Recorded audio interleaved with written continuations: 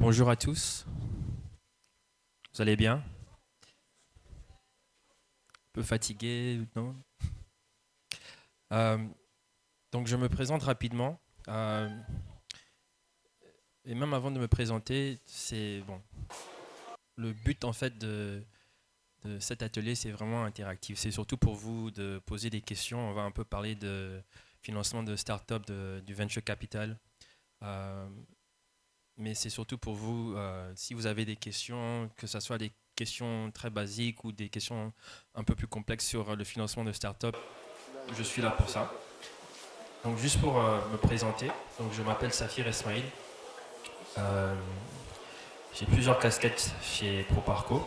Donc je suis le responsable pays de ProParco pour la RDC et pour la République du Congo.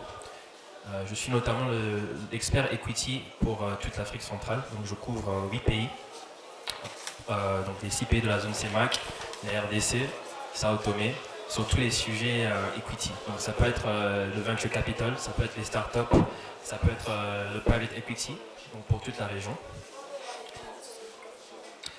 Juste pour aussi vous donner un petit background, donc avant ProParco, j'ai commencé ma carrière d'abord dans le strategy consulting. J'ai travaillé 5 ans chez Deloitte aux États-Unis et au Canada. Ensuite, j'ai fait mon MBA à Wharton. Et puis après, j'ai aussi travaillé pour un fonds venture capital pan-africain, Pre-Seed et Seed, qui s'appelle Golden Palm Investments, qui a investi dans, si vous connaissez, Andela, Flutterwave. C'est parmi les unicornes, comme on appelle, en Afrique. J'ai aussi travaillé dans le private equity pour un fonds qui s'appelle Alpine Investors, qui finançait les entreprises dans tout ce qui est tech, software, etc. Et pourquoi je dis tout ça, c'est vraiment, comme j'ai dit, c'est pour pouvoir répondre à toutes vos questions. Donc juste pour vous présenter ProParco. Donc ProParco fait partie du groupe AFD, du groupe Agence Française de Développement. Donc c'est une banque de développement qui a été établie en 1941, qui est dans plus de 80 pays dans le monde. Donc dans le groupe AFD, il y a trois filiales. Donc il y a l'AFD, l'Agence française de développement, qui finance, qui travaille avec le secteur public, donc chaque pays. Il y a ProParco qui finance le secteur privé.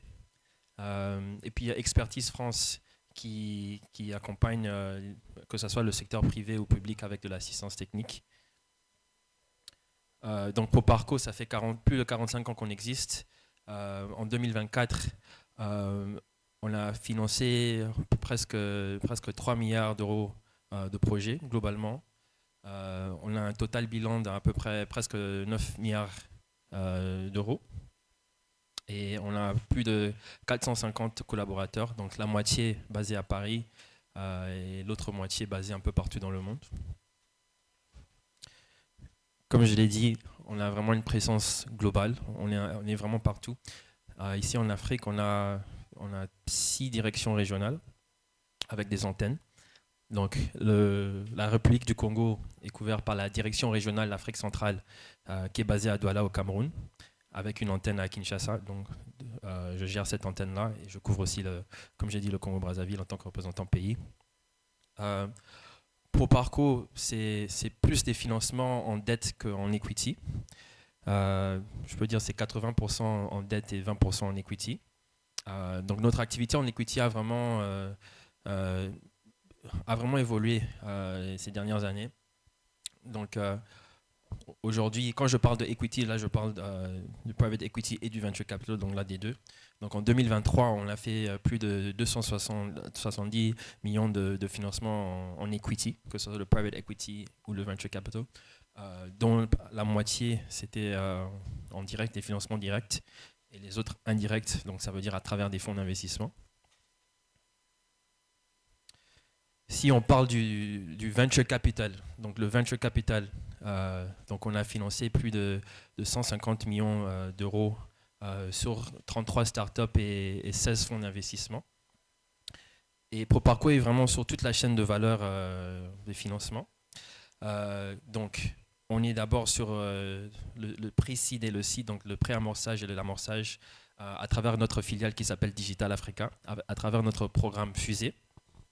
Donc Fusée, c'est une poche de financement d'à peu près 6,5 millions d'euros pour financer, l'objectif c'est de financer 200 startups en Afrique, dans des pays où les investisseurs institutionnels n'investissent pas souvent. Donc aujourd'hui, Digital Africa, le portefeuille, c'est 55 startups. On part de Lausanne, c'est vraiment une conférence régionale, on part de l'Afrique centrale. Donc sur les 55 startups, il y en a 9 au Cameroun, c'est la plus grande concentration. Il y en a 30 en RDC, mais pas encore en République du Congo, mais c'est pas trop tard. Donc ça, c'est à travers Digital Africa. Donc après, il y a ProParco. Donc ProParco, on a deux types de financement en direct. Donc on a le bridge financing. Donc ça, c'est pour les financements en seed entre 200 et 600 millions d'euros ou dollars. On utilise des dollars. Et on fait aussi des financements directs en equity pour de la série A au-delà. Et comme j'ai dit aussi, on investit dans les fonds d'investissement. Et je vais aller plus en détail sur tout ça. Donc comme j'ai dit, Digital Africa, c'est vraiment pré-amorçage, pré-seed. Donc c'est vraiment si vous avez une idée, vous avez déjà un MVP, comme on dit, Minimal Viable Product. Donc vous avez déjà un proof of concept. Donc c'est pas qu'une idée. Et en fait, vous avez besoin de développer cet MVP-là. Donc c'est des petits tickets, comme j'ai dit, entre 20 000 et 100 000 euros. Moyenne, c'est d'habitude, c'est entre 50 et 75 000. Et d'habitude, on accompagne les startups qui font partie des incubateurs et des accélérateurs, etc. Donc un exemple, par exemple, c'est Paysica. Donc Paysica est une néobanque au Cameroun. Donc Digital Africa a accompagné Paysica avec deux financements qui totalisent 100 000 euros. Donc ensuite, comme j'ai dit, on a le bridge financing. Donc après le pre-seed, donc comment on peut toujours accompagner ces startups-là. Et même avant de parler du pre-seed, si je reviens sur Digital Africa, donc je vous ai parlé de cette poche de financement de 7 millions d'euros pour accompagner 200 startups. Et là, Digital Africa est en train de structurer un fonds seed, donc un fonds amorçage. Et l'objectif, c'est de maintenant, sur ces 200 startups, pouvoir accompagner les 30 meilleures startups de ces 200 startups avec des financements seed. Donc ils sont en train de structurer un fonds de 30 millions de dollars, dont ProParco va financer 10 millions. Et là, ils sont en train de lever le reste des 20 millions qui manquent. Donc parlons du bridge financing. Donc le bridge financing, c'est aussi, donc, par exemple, s'il y a une startup dont Digital Africa, par exemple, a financé et que ProParco veut la financer, mais elle n'est pas encore au stade de la série A. Donc on a ce bridge financing qui est un peu comme de la dette convertible. Et ça, c'est des tickets comme j'ai dit, entre 200 et 600 000 euros. Donc en Côte d'Ivoire, par exemple, on a accompagné une compagnie qui s'appelle Anka, qui est dans tout ce qui est e-commerce pour les artisans, etc.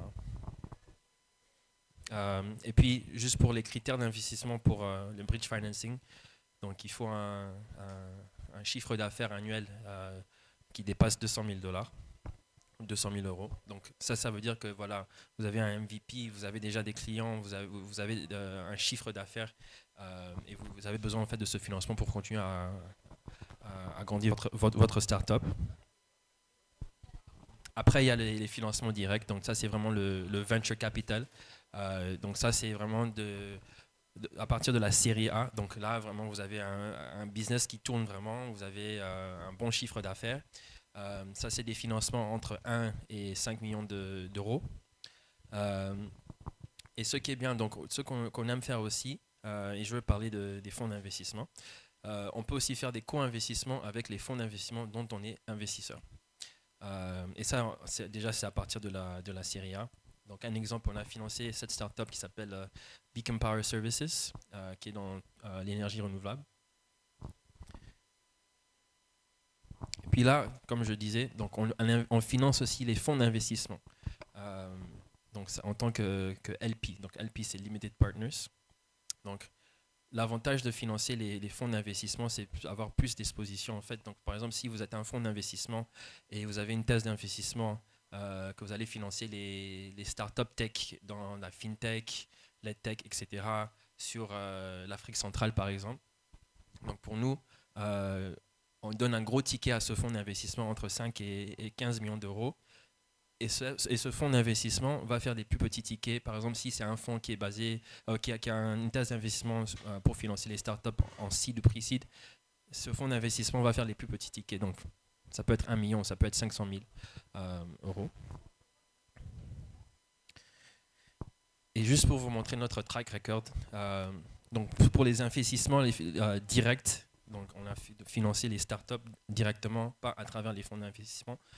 Donc on a déployé plus de 45 millions d'euros sur 33 startups, que ce soit la fintech, que ce soit l'edtech, que ce soit l'énergie par exemple en RDC. On a financé un projet qui s'appelle Nourou, qui est à l'est du pays de la RDC, à Goma, qui alimente en fait la ville de Goma. On a financé tout ce qui est logistique aussi. Donc, comme j'ai dit, on finance un peu tout. Donc, toutes les startups, que ce soit la fintech, edtech, logistique, etc. Si vous avez une bonne startup, on est là pour vous financer, tant que vous matchez en fait nos critères d'investissement. Voilà d'autres startups. Je ne sais pas si vous connaissez MoneyPoint. MoneyPoint, c'est le tout dernier unicorn en Afrique. C'est une fintech nigérienne.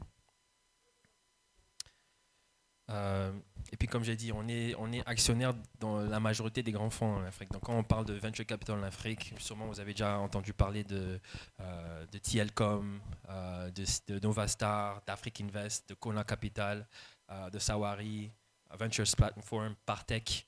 Donc Proparco est actionnaire dans ces fonds d'investissement.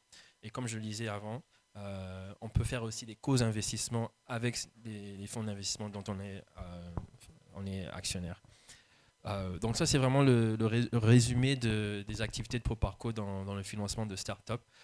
Comme vous l'avez vu, on est vraiment sur toute la chaîne de valeur, à partir du pre-seed jusqu'à série C. Et on finance aussi les fonds d'investissement en Afrique. Donc c'était un peu ça. Comme j'ai dit, c'est vraiment un atelier. C'est vraiment je suis là pour répondre à vos questions. Donc voilà. En tout cas, je vous remercie. Et si vous avez des questions, en tout cas, je suis pour.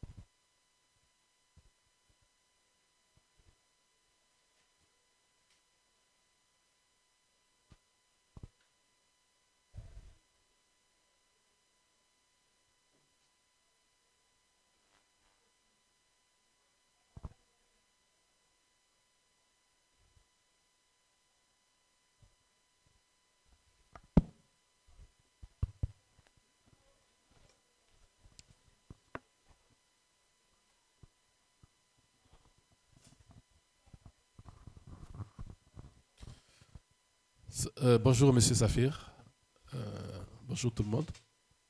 Merci pour votre exposé. D'ailleurs, j'adhère totalement à votre méthode de travail, qu'il soit participatif, d'accord, et interactif. Moi, je suis Matt Senzor. Je suis un fonctionnaire des Nations Unies, du PNUD. Et donc, je suis analyste de l'innovation et conseiller numérique du bureau pays du PNUD ici au Congo. Alors, moi, j'ai bien suivi votre exposé. J'ai quelques questions. Notamment, je voudrais d'abord savoir, j'ai peut-être une ou deux questions et puis le reste, on verra. À chaud, j'aimerais savoir quels sont les mécanismes ou les modalités. D'abord, quels sont les critères de choix, les critères d'éligibilité des startups. D'accord. Deuxième question. Alors, vous avez parlé des bridge financing, qui se font sous forme de prêts. Alors, là, j'aimerais savoir, est-ce qu'il existe des mécanismes ou des modalités de remboursement? Si vraiment ils sont bien définis et connus. Et puis, la troisième question, est-ce que vous avez des mécanismes de financement à travers d'autres partenaires techniques? Comme par exemple nous, le PNUD. Merci. Oui, nos critères. Donc là, quand on parle de critères, on parle du pre-seed, La Serie A voulait C'est ça. la Serie A ou le Pre-Seed? Les deux. Les deux. Ok. Vous pouvez être plus explicite en fait. Ok. Ouais. Donc, si on parle du Pre-Seed, donc Digital Africa, donc c'est comme j'ai dit, si vous avez déjà une idée, vous avez un pitch deck et vous avez peut-être quelques données ou vous avez peut-être un MVP, un Minimum Viable Product que vous êtes en train de tester dans votre marché. Vous pouvez, en fait, avec Fusée, vous pouvez aller, si aujourd'hui vous allez sur Google, vous mettez Digital Africa Fusée, vous pouvez en fait postuler pour un financement.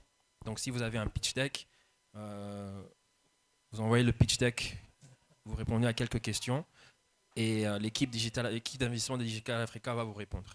Et ça c'est ouvert à tout le monde.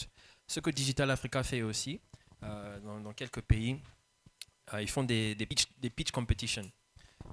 Donc par exemple en janvier de cette année, donc Digital Africa a organisé un pitch competition au Cameroun. Et en fait, Digital Africa a des partenariats avec des accélérateurs et des incubateurs dans chaque pays qui interviennent. Par exemple, si je parle de, par exemple, en face en RDC, donc Digital Africa a un partenariat avec Orange Digital Center, qui est un incubateur aussi, Silikin, qui est représenté ici, je pense, Sinolu, qui est un incubateur à Lumbashi, Kobo Hub aussi. Donc Digital Africa vient dans le pays et organise en fait un pitch competition avec un des accélérateurs dont ils sont partenaires. Donc par exemple, je vais revenir sur le Cameroun, mais par exemple l'année passée, ils sont venus à Kinshasa et on a organisé un pitch competition avec Orange Digital Center, où les 15 meilleures startups de cet accélérateur ont pitché leur projet ou présenté leur projet. Et la promesse de Digital Africa pendant ces pitch competitions, c'est de financer au moins 2 startups. Donc les 2 meilleures startups de cette compétition dont ils ont fait. Aujourd'hui en RDC, Digital Africa a financé 3 startups. La première startup en fait que Digital a financée globalement, c'était en RDC. C'est une startup qui s'appelle Valorigo, qui est une pharmatech à Goma. Mais pendant ce pitch competition, Digital Africa, donc les 2 autres startups, ça faisait partie de ce pitch competition. Une, c'est une fintech qui s'appelle Meka, qui est aussi comme une néobanque. Et l'autre, c'est une startup dans les ICC qui s'appelle Musikin, qui est très intéressant en fait. C'est quelqu'un qui a un manager d'artistes, donc il a plusieurs artistes. Et en fait, il a créé une plateforme parce que, comme vous savez, les artistes, ils peuvent poster leurs vidéos ou leurs clips ou leurs chansons dans plusieurs plateformes, que ce soit YouTube, Spotify, etc. En fait, il a créé une plateforme qui récolte en fait toutes les données de chaque multimédia qu'ils ont, que l'artiste a, pour voir combien de vues l'artiste a et quel est le revenu potentiel de son multimédia. Donc très très intéressant. Au Cameroun, on a fait la même chose en janvier avec un accélérateur partenaire. Donc là, on a financé, sur cette pitch competition-là, on a financé, je pense, 3 startups, mais on avait déjà 6 startups dans le portefeuille. Et comme j'ai dit auparavant, donc sur les 55 startups que Digital Africa a financées, 9 sont au Cameroun. Donc ça montre le potentiel en fait de l'Afrique centrale. Et dans d'autres pays, donc Digital Africa par exemple finance en fait, quand on parle de levée de fonds, donc il y a un rapport annuel qui sort que voilà, dans chaque pays ou dans chaque région, il y a telle startup qui a levé tel fonds. Et dans quelques pays, par exemple la Zambie, tous les levées de fonds, Digital Africa a participé dans tous les levées de fonds de ce pays-là en 2024, par exemple. Donc ça, c'est vraiment le critère d'investissement et les activités de Digital Africa en Pre-Seed.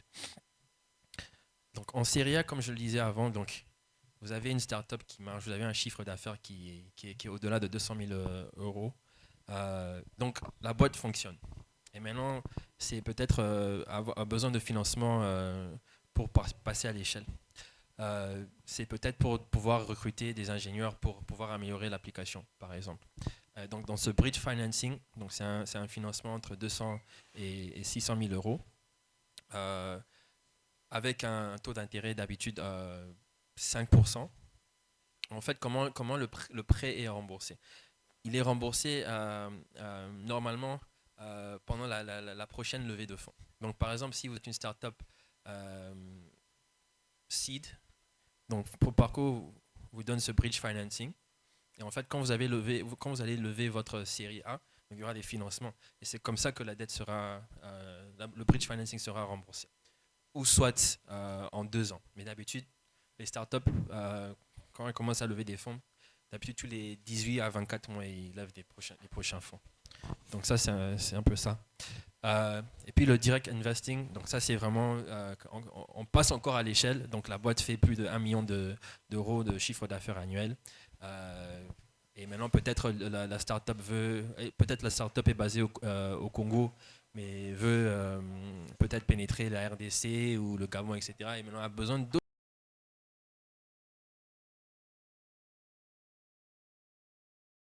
par exemple. Peut-être améliorer l'application, si c'est une application. Donc ça, c'est vraiment, on entre on devient actionnaire dans la boîte. Et le but, c'est toujours dans le venture capital ou dans le private equity, dans les financements en equity, c'est toujours les exits, donc les sorties de capital. Ça peut être un autre fonds qui rachète vos parts pendant la prochaine levée de fonds, ou ça peut être un IPO, comme on dit, un Initial Public Offering. Mais bon, malheureusement, en Afrique, on n'a pas beaucoup de IPO. Mais c'est un peu ça le concept.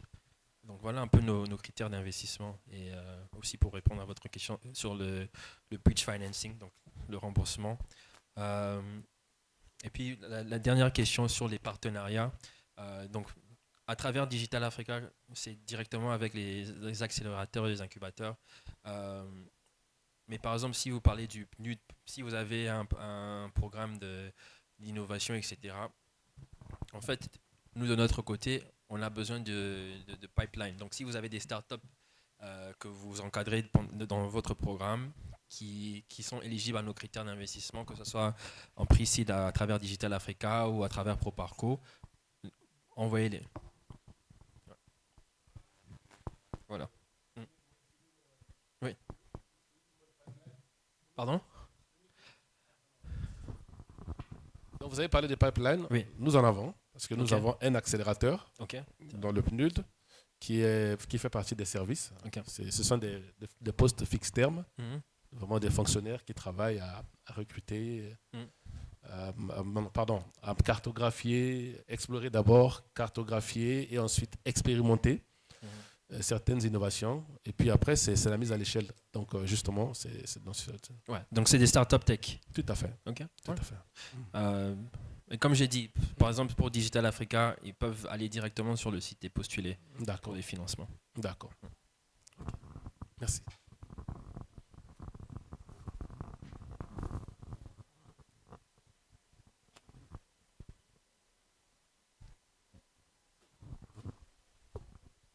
Merci. Oui, merci beaucoup. Bonsoir à tout le monde d'abord. Je suis Monsieur Chancy Apoulou, enseignant opticien, professionnel de santé et entrepreneur. Au regard de votre exposé, j'ai Vous pouvez quelques questions. parler un peu plus fort. Au regard de votre exposé, j'ai quelques questions Mhm. que cela m'enchante de vous poser justement, en fonction de tout ce que vous aviez dit. La première est de savoir les différentes modalités pour être financé par Proparco. Et quel genre de start-up, justement, peuvent être financées par Proparco et quelle est la durée de financement? Merci. Ok. Je pense en répondant à monsieur, j'ai répondu à votre première question parce que j'ai un peu... et puis, quel genre de start-up? Comme j'ai dit auparavant, donc on est sur tout. On est sur l'éducation, on est sur l'énergie, fintech, logistique. On est vraiment sur tout. Tant que c'est, comme on dit, tech-enabled, donc on va regarder. Et puis le remboursement. Donc l'equity, c'est un exit, comme j'ai dit. Donc c'est une sortie du capital. Et qu'est-ce qui se passe dans le venture capital? Par exemple, si moi je suis investisseur aujourd'hui et vous faites une levée de fonds pour un seed round par exemple, et je vous donne aujourd'hui 1 million de dollars. Donc le but normalement, c'est pour moi d'avoir une sortie de capital avec un bénéfice de cet investissement. Et dans le venture capital, ils aiment les gros bénéfices. Donc, si je vous donne 1 million aujourd'hui, j'espère que je vais avoir 5 millions, par exemple. Et en fait, comment ça se passe? Parce que, en fait, dans les startups, dans le venture capital, on appelle ça le jeu de la valuation.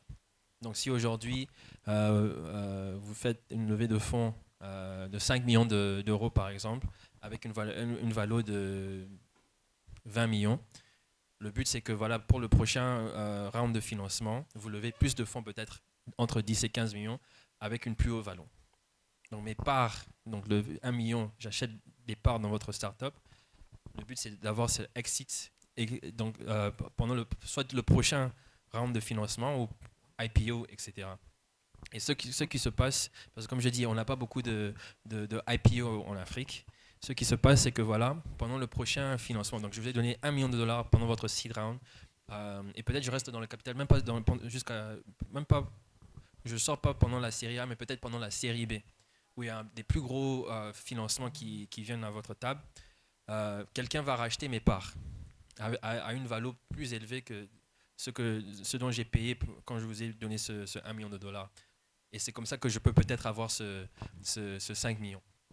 Et dites-vous, par exemple, quand vous êtes un fonds de venture capital, le venture capital, c'est risqué. C'est très risqué. Donc, je pense que la statistique, c'est que 80% des startups font faillite.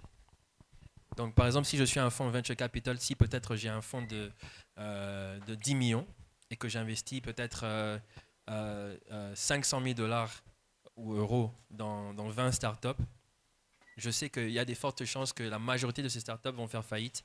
Mais il suffit juste d'une startup ou deux qui vont faire beaucoup de succès pour pouvoir me rembourser ce 20 millions, ce 10 millions de financement que j'ai levé en tant que fonds d'investisseur.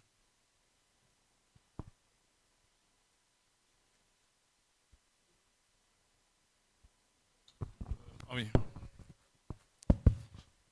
Bonjour à tous. Bonjour. Alors, j'ai une question, c'est Proparco est installé au Congo-Brazza ou vous êtes un représentant d'une filiale de la RDC?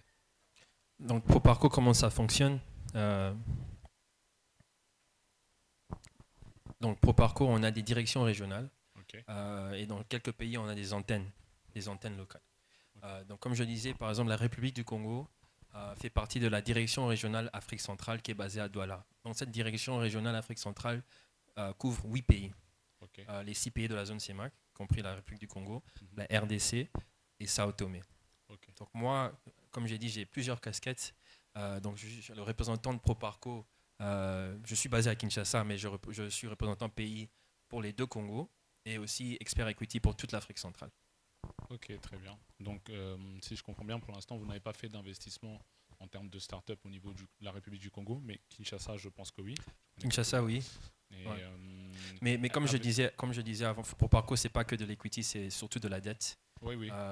Donc, et on a aussi des mécanismes de garantie à travers les institutions financières. Donc à l'époque, par exemple, on avait un financement ici en République du Congo à travers la SG, la Société Générale, qui était des garanties de portefeuille, par exemple. Mais depuis, on essaie de vraiment bouger. Ok. Ouais. Bon, moi je me présente, je suis Jonathan Yanga, je suis le fondateur et CEO de la startup Noki Noki. Ok, récemment Noki Pay. Félicitations. Merci beaucoup. Nous avons levé récemment avec un fonds d'investissement qui s'appelle Yuma Venture, avec lequel vous avez déjà travaillé, je crois que c'est sur PAPS ou je ne sais plus quelle startup. Nous sommes partis sur un investissement de 3 millions de dollars.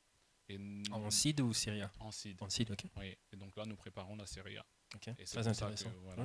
C'est pour ça que Donc, écoutez, je serais ravi juste après pour un échange. Avec plaisir. Ok, merci.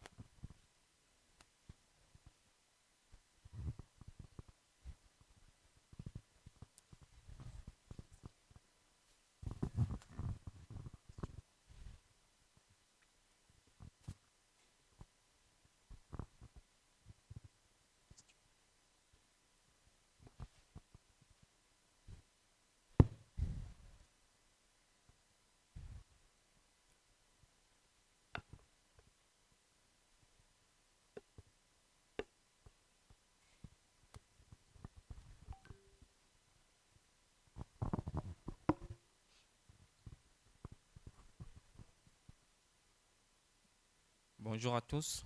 Je m'appelle Bonjour. Christine Miafuna.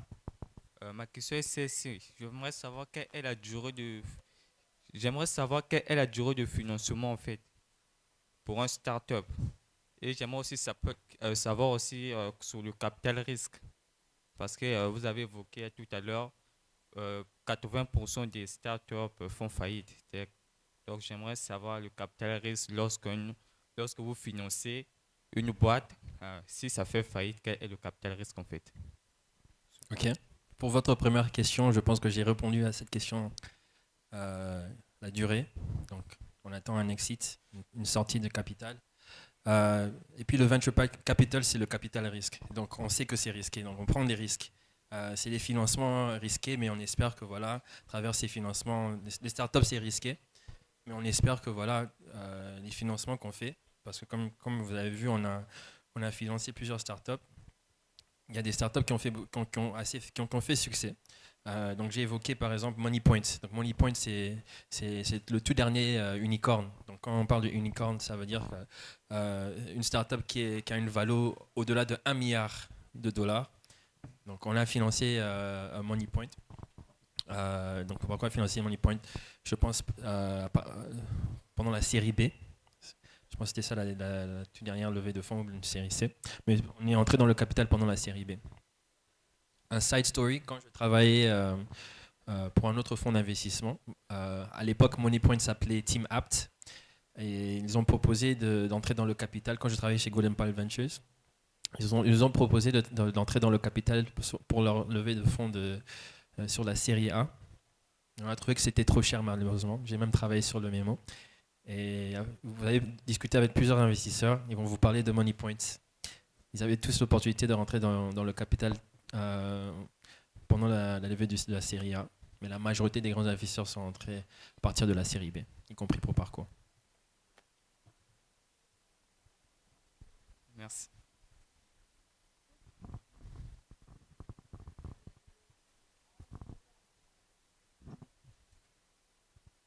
Bonjour. Bonjour. Je suis Ryan Koussedila. J'ai 2 questions.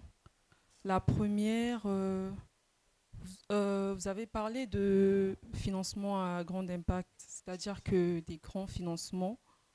Et vous avez dit que vous prenez généralement des actions lorsque vous le faites.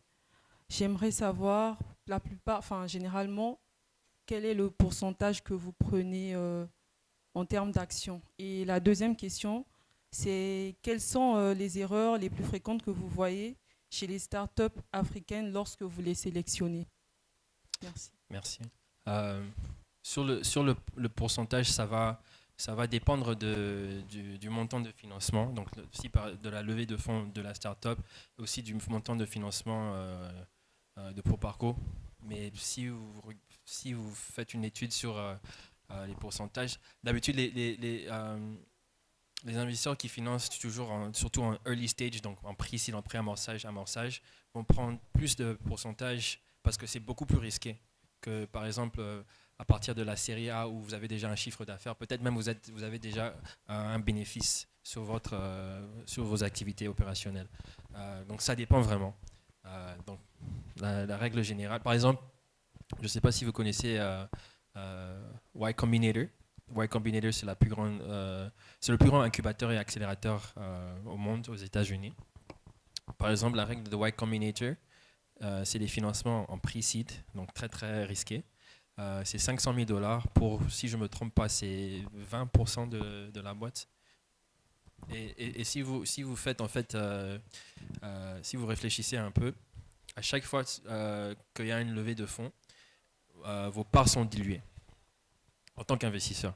Donc aujourd'hui, si par exemple je vous finance 500 000 $ en pre-seed et que j'ai 20% de votre boîte, quand vous allez faire une levée de fonds, que ce soit un seed ou une série A, mes parts, j'aurai moins de parts en fait. Le pourcentage diminue à chaque fois. Parce qu'il y a d'autres investisseurs qui vont rentrer dans le capital, etc. Et votre deuxième question? La deuxième question. Ah oui, les erreurs, oui. Les erreurs, bon, moi c'est ce que moi j'ai un peu travaillé avec des startups un peu partout en Afrique. Euh, Quand on parle de l'Afrique centrale, il y a encore du travail à faire.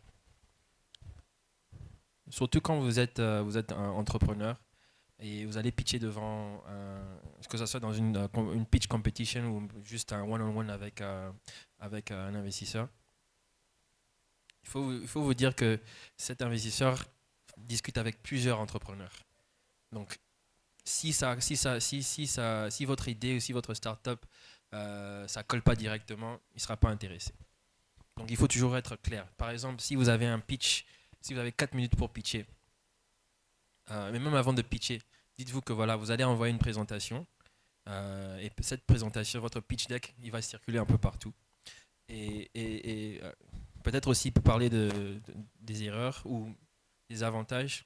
Si vous avez un pitch deck, il faut le faire en anglais.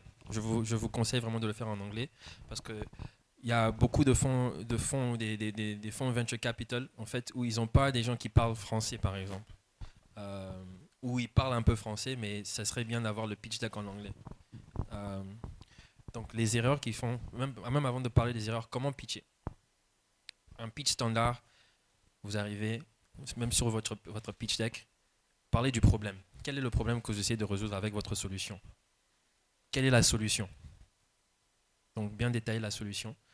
Quelle est la taille du marché? Donc quand on parle de exit, on veut des gros succès. Donc espérons que la taille de marché que vous adressez, c'est un grand marché pour pouvoir accroître votre startup. Quel est le modèle économique? Ça doit être clair. Comment vous allez faire de l'argent? Si vous n'arrivez pas à répondre à cette question clairement, l'investisseur ne sera pas intéressé. Qui sont vos compétiteurs? Il y a qui d'autre qui a peut-être une solution similaire dans le marché? Ou peut-être il n'y a pas. Ou de l'autre côté, peut-être si l'investisseur ne connaît pas la région, l'Afrique centrale par exemple, mais vous avez une startup qui fait à peu près la même chose qu'une autre startup dans un autre pays, dans un autre marché, qui a fait succès, donnez cet exemple-là. Donc ça, c'est déjà les trucs qui sont très importants dans votre pitch deck. Ce qui est aussi important, mais je l'ai vu dans plusieurs en plusieurs sortes. Ce qui est important surtout, c'est aussi de parler de votre expérience, vous, l'entrepreneur. Parce que surtout, par exemple, si c'est un financement en pre-seed, en fait, l'investisseur, surtout en pre-seed, quand vous avez juste un proof of concept, votre idée va changer, votre startup va changer. Mais surtout, j'investis dans l'entrepreneur, en fait, même pas dans la boîte, mais dans l'entrepreneur, que voilà, cette personne va pouvoir faire ce qu'elle a dit qu'elle va faire. Donc c'est surtout ça. Donc pouvoir prouver que voilà, oui, même si vous changez votre modèle économique, parce que ça arrive souvent, mais vous avez les capacités de pouvoir faire ce que vous avez dit que vous allez faire. Donc c'est un peu ça. Donc si ces éléments-là sont clairs, ça va vous donner beaucoup plus de chances à avoir un financement. Mais quand c'est un peu éparpillé partout, c'est là où ça devient un peu compliqué.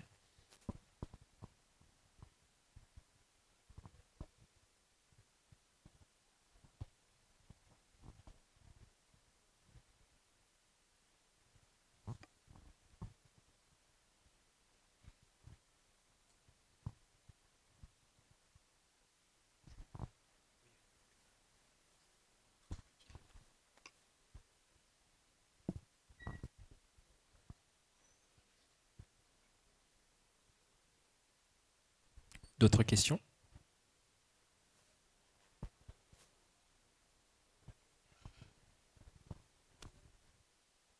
Oui. Oui, bonsoir. Bonsoir. Je m'appelle Promesse.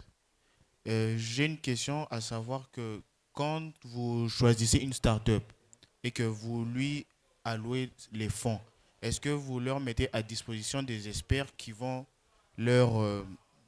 si je peux dire des experts comptables ou des experts qui vont leur permettre de bien utiliser ou bien gérer les financements que vous leur avez donnés? C'est une très très bonne question. Donc, si vous des fois les entrepreneurs, vu que voilà, ils lèvent des fonds, donc ils demandent de l'argent aux investisseurs, il faut aussi penser à vous aussi. Donc, c'est du dating des deux côtés, on peut dire. Donc vous aussi, en tant qu'entrepreneur, vous devez aussi réfléchir en fait à l'investisseur. Comment ce venture capital, cet investisseur va vous accompagner. Parce que surtout si vous avez une idée ou une start-up où vous avez plusieurs investisseurs qui veulent investir, il ne faut pas dire oui à tout le monde non plus. Parce qu'il y a des investisseurs qui vont juste vous donner du capital et ils ne vont jamais vous aider. Les bons investisseurs, c'est les gens qui vont vous donner du capital, qui vont vous présenter à d'autres startups dans leur portefeuille, peut-être même des startups qui font la même chose que vous, mais peut-être dans un autre pays, qui ont un réseau d'experts, qui vont vous présenter aussi à d'autres investisseurs. Donc c'est ça la valeur ajoutée en fait d'un investisseur. C'est pas que le financement, c'est aussi tout ce qui vient avec. Donc par exemple, si vous avez, par exemple, en parlant de ProParco par exemple, que ce soit à travers Digital Africa ou que ce soit à travers ProParco, dans tous nos financements, que ce soit de la dette ou de l'equity, on donne aussi de l'assistance technique sur plusieurs sujets. Ça peut être la gouvernance. Donc par exemple, si on parle de la comptabilité, ça peut être sur un sujet de comptabilité. Ça peut être sur des sujets réglementaires par exemple. Donc on a un réseau de consultants qui offrent plusieurs services et nos financements viennent en fait avec cette assistance technique. La majorité de cette assistance technique, c'est de l'assistance technique clé en main, où ProParco va prendre la majorité de ces va gérer la majorité des dépenses des consultants par exemple.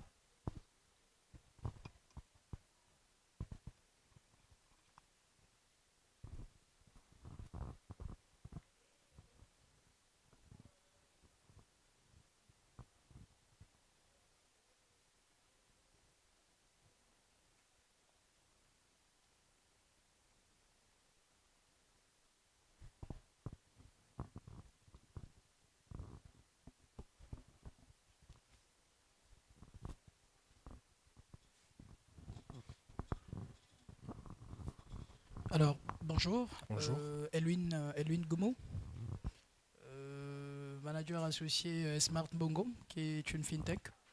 Je suis arrivé un peu à la fin de votre présentation et je m'excuse si je vais paraître impertinent dans ma question.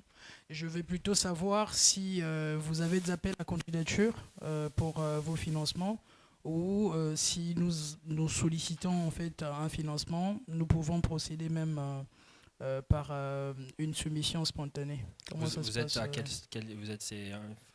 faites une levée de fonds Oui. en pre-seed, en seed ou vous êtes sur à quel stage? Prototype. Ok, donc pre-seed. Oui. Donc à travers Digital Africa, donc on a un programme qui s'appelle Fusée. Si vous allez sur Google là maintenant, vous pouvez mettre Digital Africa Fusée et vous pouvez en fait postuler dès maintenant. Donc vous avez votre pitch deck, vous allez répondre à quelques questions et en fait l'équipe d'investissement de Digital Africa va traiter en fait votre dossier et va vous donner une réponse. Et si c'est intéressant, vous allez faire un pitch. Mais déjà pour postuler, vous pouvez postuler dès maintenant. Même là maintenant, vous pouvez postuler.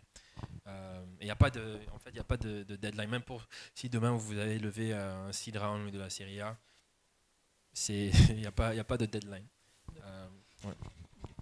Juste pour ajouter un élément, est-ce qu'il y a pas de forme quand même, il y a quand même des garanties en termes de protection des projets qui sont soumis à votre disposition? Genre on va voler vos idées, vous avez peur de ça? Bon, nous ne sommes plus à le stade de l'idée, hein, c'est un projet déjà en tant que tel. En tout cas, on ne va pas voler vos idées. On ne fait pas ça. Et même parce que il y a beaucoup d'entrepreneurs qui posent cette question sur, voilà, si je vous présente mon idée, vous allez la voler. Oui. Il y a plusieurs idées. Il y a des gens qui ont plusieurs idées.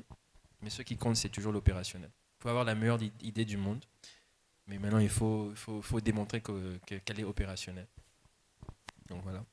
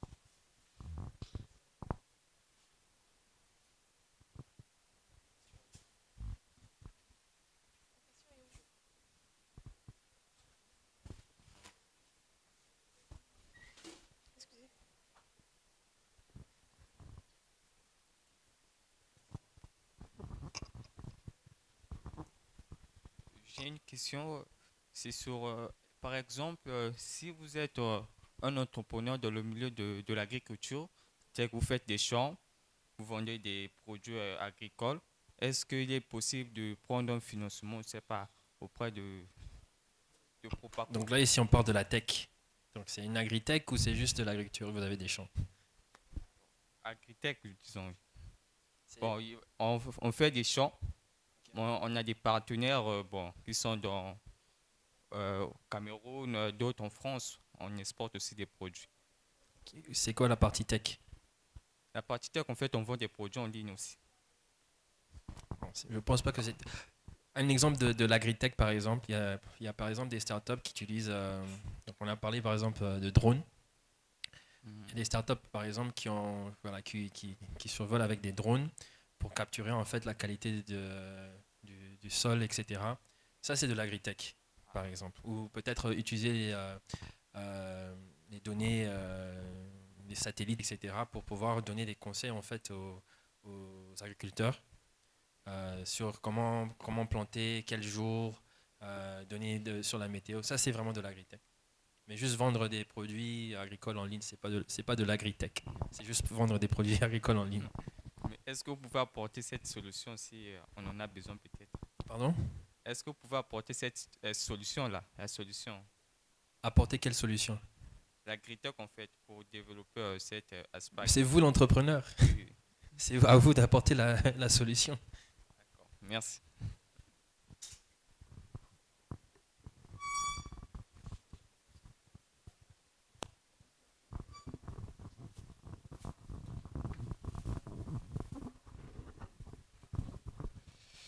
Bonjour à tous. Bonjour.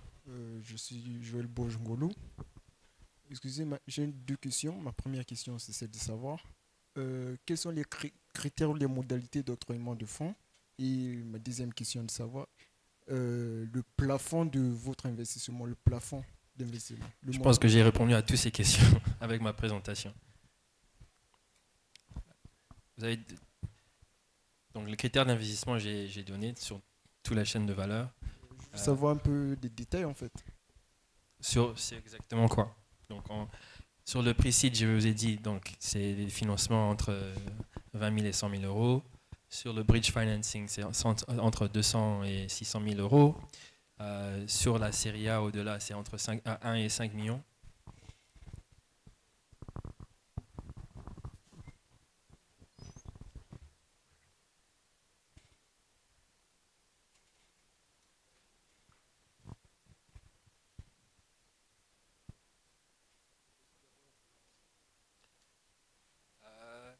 On pourra discuter.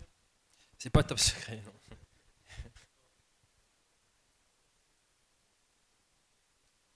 Mais vous pouvez aussi aller sur notre site, il y a tous ces détails sur les modes de financement.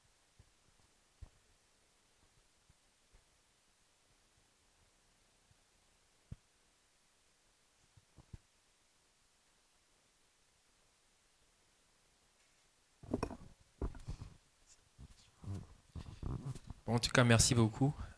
J'espère que... J'ai une dernière question. Oui, allez-y, allez-y. Bonsoir à tous. Bonsoir. Je m'appelle Sylvain. Je vous ai écouté parler. Vous avez parlé de la RDC en disant qu'il y a une antenne en RDC. Mhm. Et d'après la compréhension, souvent ce que vous avez dit, vous avez plus de partenariats, vous travaillez plus là-bas par rapport ici au Congo-Brazzaville. Mhm. Et cela est dû à quoi? Cela est dû à surtout la taille du marché. Donc, la RDC, c'est un grand pays. Et ça ne veut pas dire qu'on veut pas travailler avec la République du Congo. Moi, je suis là pour ça. Donc, mon travail, ma responsabilité aussi, c'est de faire la prospection. Voilà pourquoi je suis à Lausanne. Donc, même si à travers Digital Africa, on n'a pas de partenariat direct avec les incubateurs et accélérateurs ici. Et comme je l'ai dit au début de la présentation, surtout pour Digital Africa, c'est le pipeline. Donc si vous avez un pipeline, mais pas qu'un pipeline de qualité avec des startups dont Digital Africa ou Proparco peut investir dans ces startups, donc des startups de qualité, ça c'est très important. Donc si vous avez une structure par exemple qui a un bon pipeline de qualité, Digital Africa peut peut-être établir un partenariat avec vous. Mais vous devez déjà démontrer que vous êtes capable, à travers votre structure, d'accompagner des startups de qualité qui peuvent être financées par des ProParco ou d'autres investisseurs. Merci beaucoup, c'est tout.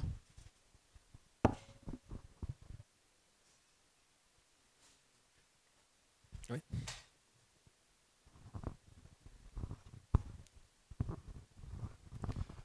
Bonsoir. Bonsoir. Moi, c'est Richel Okoyoas. Au fait, je ne sais pas si j'ai peut-être manqué d'éléments pendant votre présentation. Au fait, je voulais faire la jonction entre Digital Africa et ProParco. Mhm. Donc Digital Africa est une filiale de ProParco à 100%. Donc Digital Africa, comment ça a commencé? D'abord là, ils ont une poche de financement. Donc j'ai un peu présenté le groupe AFD. Donc le groupe AFD a plusieurs filiales, donc 3 filiales. L'AFD, l'Agence française de développement, qui travaille avec le secteur public. ProParco, qui travaille avec le secteur privé, dont Digital Africa fait partie. Expertise France, qui travaille avec le secteur public et privé, avec de l'assistance technique. Donc Digital Africa, cette première poche de financement pour accompagner 200 startups en pré-amorçage, c'est un financement de l'AFD, à 100% de l'AFD. Mais dites-vous aussi que donc, ProParco, c'est 84%, c'est l'AFD qui nous finance. Donc on fait partie du groupe AFD.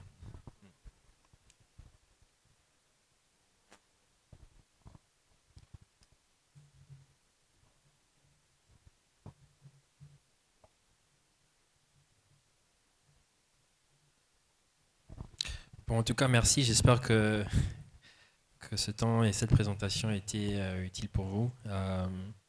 Si vous avez d'autres questions, n'hésitez pas. Et j'espère qu'on va trouver des bijoux, des startups en République du Congo. Donc en tout cas, merci beaucoup et à la prochaine fois.